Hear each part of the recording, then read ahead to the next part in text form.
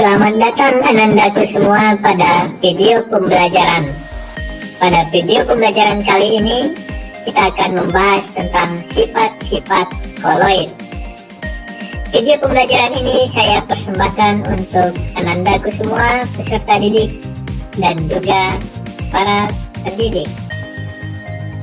Tujuan pembelajaran kali ini tentang sifat-sifat koloid yaitu yang pertama, diharapkan peserta didik mampu menganalisis adanya sifat-sifat koloid dalam kehidupan sehari-hari dengan tepat. Kemudian tujuan yang kedua, yaitu peserta didik mampu membuktikan adanya sifat-sifat koloid pada koloid yang kita temukan dalam kehidupan sehari-hari. Pada saat ini, sesuai dengan kurikulum Merdeka, diharapkan peserta didik akan menjadi pelajar yang memiliki profil pelajar Pancasila.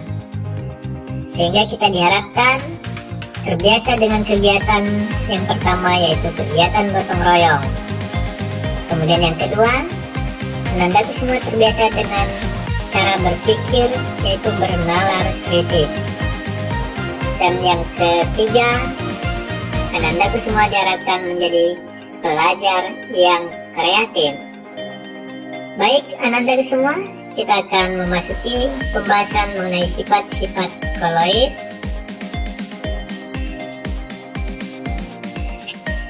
Mari kita perhatikan terlebih dahulu. Pada layar kita lihat ada 3 buah gambar. Yang pertama, seseorang sedang mencuci tangannya dengan menggunakan sabun. Itu membersihkan kotoran yang ada pada tangannya dengan menggunakan sabun. Kemudian yang kedua, kita melihat ada gambar pemandangan pada pagi hari ini yang terlihat ada cahaya matahari menerobos pepohonan. Dan kita melihat di situ bentuk cahaya yang terhambur. Mengapa hal itu terjadi? Kemudian ada gambar yang ketiga. Di sini kita melihat gambar yang ketiga, ada makanan favorit kita, yaitu ice cream. Oke, baik. Sekarang kita lihat. Di sini ada 8 sifat-sifat koloid.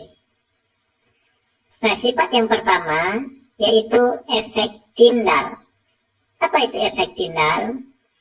Efek Tyndall adalah gejala penghamburan berkas sinar atau cahaya oleh partikel-partikel koloid.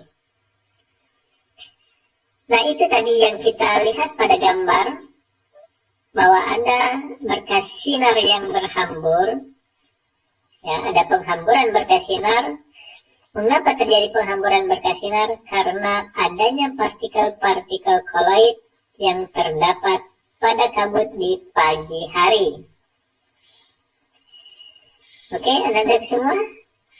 Jadi ini merupakan salah satu sifat dari koloid. Sekarang kita lihat sifat yang kedua dari sifat koloid, yaitu Grad Brown. Apa itu Grad Brown? Grad Brown merupakan gerakan acak terus-menerus dari suatu partikel, yaitu dari suatu partikel koloid yang berupa cair atau gas. Nah, anandaku semua, mari kita lihat contohnya di sebelah kanan. Itu ada gambaran bahwa partikel-partikel koloid sedang bergerak bebas, yaitu partikel koloid pada zat cair atau gas. Nah, Grad Brown ini pertama kali dibuktikan oleh John Brown. Ya. Oke, nandaku semua, contoh dalam kehidupan sehari-hari kita bisa melihat Grad Brown apabila Anda semua memperhatikan ketika di dalam ruangan ada pergerakan debu yang berterbangan. Kemudian apabila Anda semua bisa memperhatikan di dalam air yang tenang terdapat gerakan butir-butir dari serbuk sari. Nah, itulah anandaku semua beberapa contoh dalam kehidupan sehari-hari yang menunjukkan adanya gerak Brown. Sekarang kita lihat sifat koloid yang ketiga, yaitu absorpsi. Apa itu absorpsi? Yaitu proses penyerapan ion oleh partikel koloid karena ukuran luas partikel koloid itu cukup besar. Ya, jadi proses penyerapan ion oleh partikel koloid. Nah, sekarang kita lihat contohnya. Biasanya terjadi pada proses penjernihan air dengan menggunakan tawas, atau pada proses pencucian kotoran dengan menggunakan sabun. Nah, di situ terjadi penyerapan partikel-partikel koloid, ya. Sebagai contohnya. Sekarang sifat-sifat koloid yang keempat, yaitu koagulasi. Koagulasi, ya. Baik, apa itu koagulasi? Yaitu proses penggumpalan karena adanya pemanasan atau penambahan zat-zat elektrolit, ya. Nah, baik. Nah, contohnya kita lihat di sebelah kanan. Itu ada proses pemanasan agar-agar. Jadi pada proses pembuatan agar-agar, karena adanya proses pemanasan, maka bahan-bahan pembuat agar-agar akan terjadi penggumpalan, ya, menggumpal. Nah, kemudian contoh berikutnya dalam kehidupan sehari-hari, yaitu pada penggumpalan debu pada alat kotrel. Jadi pada gelombang asap pabrik itu biasanya digunakan alat penyaring yang disebut dengan kotrel, ya. Nah, kemudian pada penggumpalan delta pada muara sungai juga merupakan contoh dari koloid, sifat koloid, ya. Baik, ananda itu semua, kita lanjutkan kepada sifat koloid yang kelima. Sifat koloid yang kelima ini yaitu dialisis. Apakah dialisis itu? Dialisis merupakan proses pemurnian koloid dari partikel-partikel pemotor yang dapat mengganggu kestabilan koloid.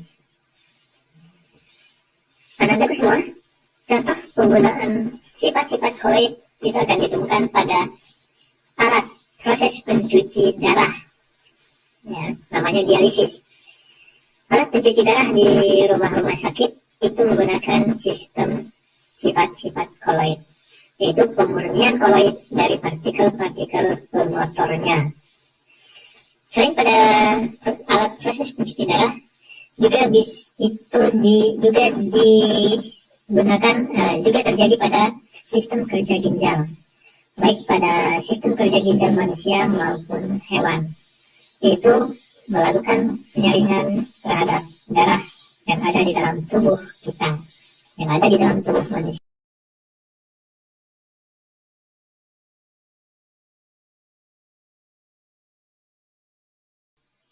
Sekarang sifat koloid yang keenam, yaitu elektroforesis.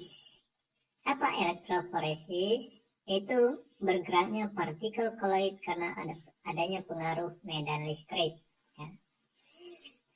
Nah, biasanya proses elektroforesis ini juga dipasang pada alat penyaring asap. Biasanya pada pabrik-pabrik besar itu menggunakan alat penyaring asap pada cerobong asap pabriknya. Itu untuk mengurangi pencemaran udara, ya. Oke, anak-anakku semua, kita lanjutkan pada sifat-sifat yang berikutnya. Sekarang kita memasuki sifat yang ketujuh. Sifat-sifat koloid yang ketujuh, yaitu koloid liofil dan koloid liofob. Koloid liofil itu merupakan koloid yang suka dengan cairan, di mana fase terdispersinya suka menarik medium pendispersinya. maka disebut dengan koloid liofil. Apabila medium pendispersinya berupa air, maka disebut dengan koloid hidrofil. Nah, sekarang kita lihat. Ada istilah yang kedua yaitu koloid liofob. Koloid liofob adalah koloid yang tidak suka cairan, di mana fase terdispersinya tidak suka menarik medium pendispersinya. Apabila medium pendispersinya itu berupa air, maka disebut dengan hidrofob, tidak suka air. Hidrofil suka air, hidrofob tidak suka air. Ya. Nah, contohnya yang merupakan liofil adalah pada protein, pada gelatin, ya. Nah, itu sifatnya adalah hidrofil. Kalau pada mayones, ya, itu merupakan contoh dari sifat koloid hidrofob. Jadi tidak suka dengan air. Jadi mayones tidak suka dengan air. Oke ya. Kita lanjutkan pada sifat yang berikutnya, yaitu sifat yang ke-8 tentang koloid pelindung.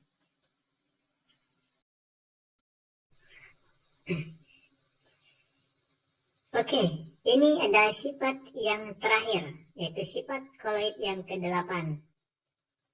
Nah, kita mengenal adanya koloid pelindung. Apakah koloid pelindung?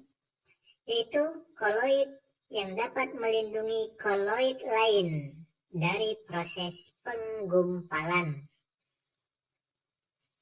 Dalam kehidupan sehari-hari kita menemukan koloid pelindung. Apabila kita melakukan proses pembuatan margarin, biasanya itu ditambahkan koloid lecithin, ya, untuk melindungi proses penggumpalan margarin. Makanya tidak ada margarin yang padat seperti batu, karena dia akan terjaga dari proses penggumpalan. Kemudian contoh yang kedua, pada pembuatan es krim, biasanya ditambahkan koloid pelindung berupa gelatin. Ya. Makanya juga es krim itu tidak ada yang sampai menjadi seperti es batu. Ya. Dia akan mencegah penggumpalan butir-butir air yang ada pada es krim, sehingga kelembutan dari es krim itu terjaga. Ya. Oke, itulah Anandaku semua 8 sifat-sifat yang ada pada sistem koloid. Baik anak-anak, sampai dengan di sini ya, penjelasan tentang sifat-sifat yang ada pada koloid. Berikut contoh-contohnya yang ada dalam kehidupan sehari-hari. Mungkin Anandaku semua sering menemukan kejadian-kejadian atau contoh-contoh dari koloid yang menunjukkan adanya sifat-sifat koloid.